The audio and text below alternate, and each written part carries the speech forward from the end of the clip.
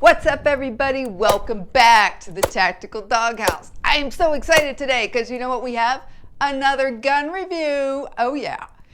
And why am I so excited about that gun review? Because it is the Canik TP9 SF. Just happens to be one of my favorites. One I have spent a whole lot of time with, a whole lot of time shooting and carrying and working and teaching and having fun with. Great gun. By the way, it is safety check. There's nothing in the mag well, nothing in the chamber. Okay, we can assume that. So, Canik TP9 SF.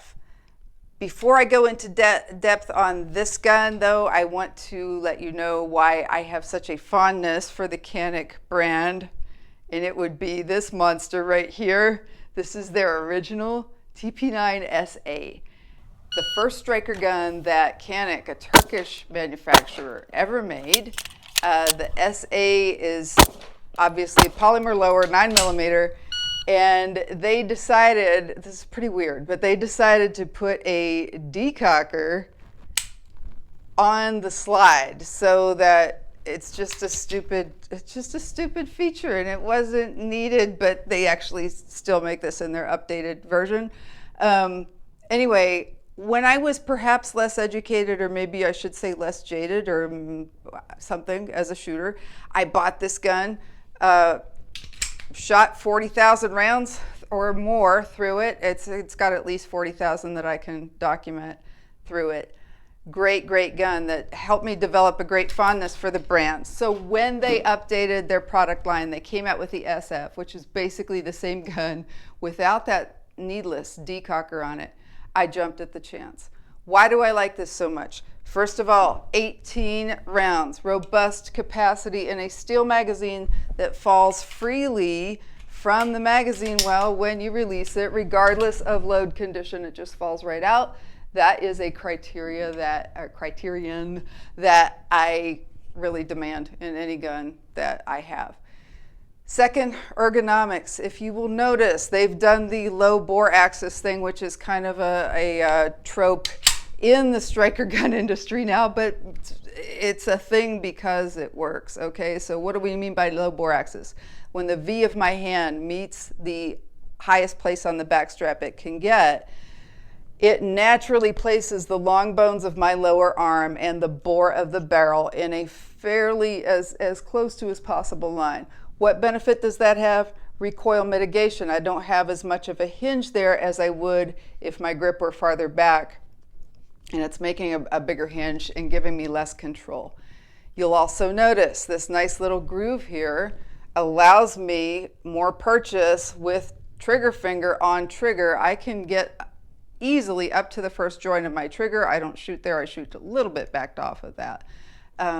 For most people, they can easily handle this full-size gun just because of the ergonomics. It does have, I think, two choices of backstrap. What you're looking at here is the smaller one. There's a slightly bigger backstrap. I happen to use the small one.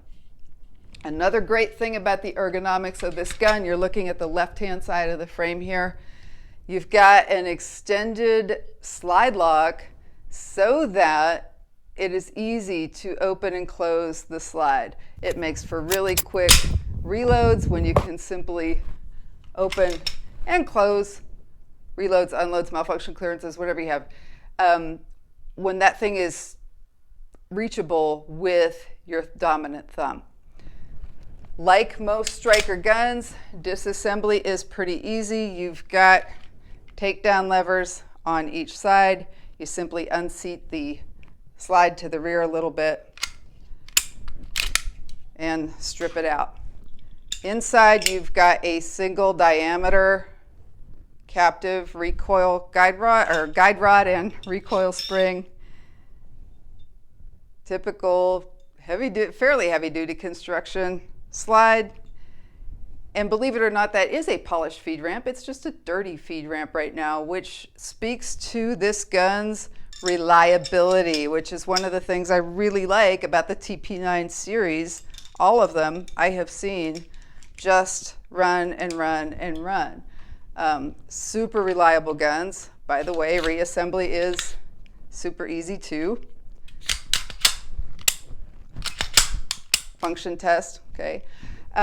They just run. The one instance in which I have seen people having issues with the gun not firing is folks who tend to put their finger up too high on the trigger and they miss defeating that safety block. It's got the typical safety lever on the trigger down here. Sometimes if people get their finger up too high, the trigger won't fully depress.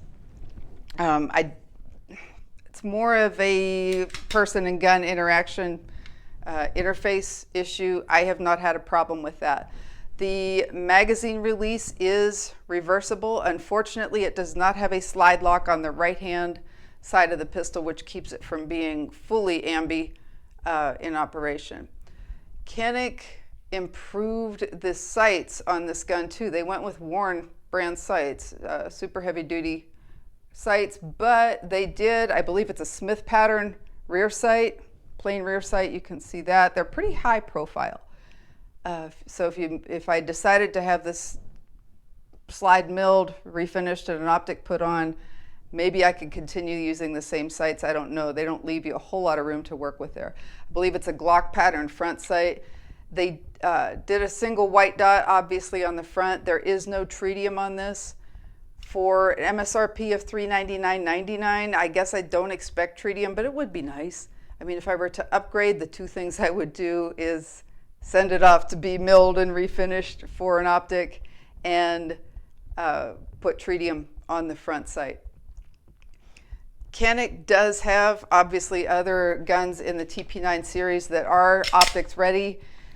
One of the downsides of this brand is that their plate mounting system is not the most secure. I have tried it extensively and could not, under heavy use, keep an optic tight. So I no longer have that. At some point, I probably will get this gun outfitted to carry an optic. But for now, it is a great gun for range training, for teaching, and for duty use, at least in the daytime when I don't need tritium. I'd be doing my viewers a disservice if I didn't say a little bit more about the quality of the barrels on these TP9 guns. I've been around them enough now to think that mine is not an outlier. They are consistently excellent and accurate. My partner and I, with separate TP9 SF pistols, have both gotten our personal best scores on the famous 700 aggregate, aka the Humbler drill. Both got our best scores on any gun without a red dot on it, and that can't be by chance. It's got to be the quality of the barrel on the TP9. By the way, that was with just standard FMJ 115 grain ammunition. That super accurate barrel, by the way, is 4.46, basically 4.5 inches. Adding value to the package, these guns come with two 18-round magazines. They also come with a holster. Can you believe it? I've seen different designs. Some are adjustable inside waistband or out.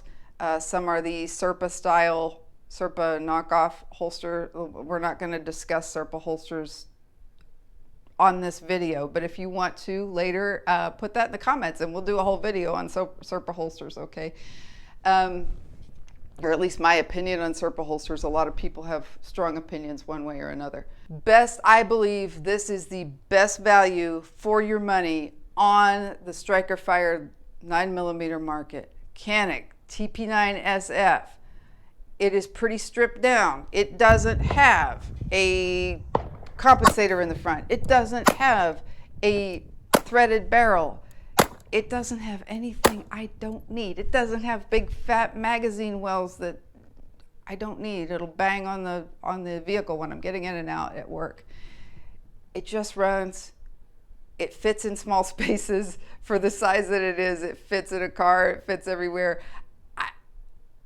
I don't believe in loving your equipment, by the way. You should look at your guns every day and look at your gear every day, your holsters and all that stuff every day, as if you're trying to find something wrong with it before something does go wrong with it. Eventually, everything does wear out. Everything breaks.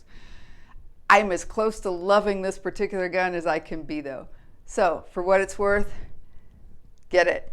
Get one if you're looking for a great deal and a great trigger and a great gun that's going to outshoot everybody on the range. Canik TP9 SF.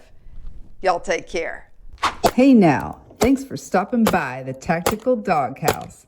I hope you got some benefit from that video. If you did, I would love for you to give it a thumbs up and subscribe.